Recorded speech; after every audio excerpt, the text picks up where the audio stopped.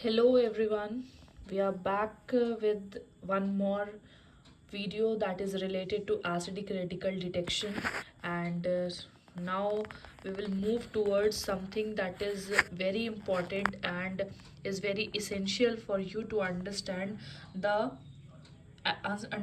concept of detecting the acidic radical, which is not a direct test, right?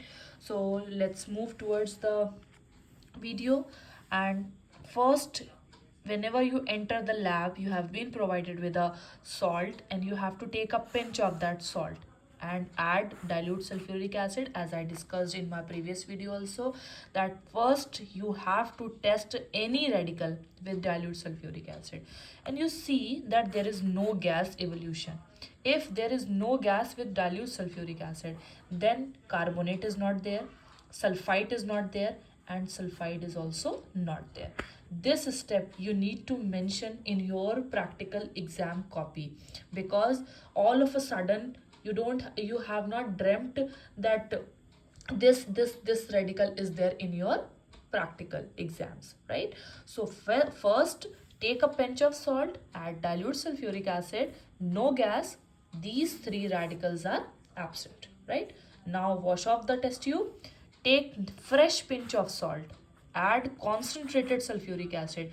Never use concentrated HCl, dilute HCl, because they both are not a good reagent for detection, right? So first dilute H2SO4, again take another pinch of salt, add concentrated sulfuric acid to it. You will see no gas. If it is no gas, then chlorine is not there, iodine is not there, and nitrate is also not there.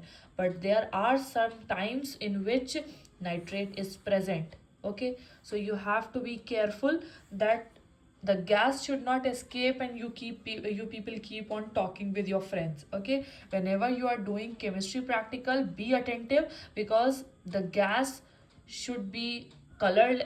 Sometimes it can be colorless, so you just have to detect the presence by its smell only, right? You have to be very careful and vigilant, right? So if no gas with concentrated sulfuric acid, chlorine absent, iodine absent, and nitrate absent. So now we have to move towards the next step, that is take the salt solution. Salt solution means in water you have to take, add 1 to 2 ml barium chloride solution, and then you see the white precipitate is there.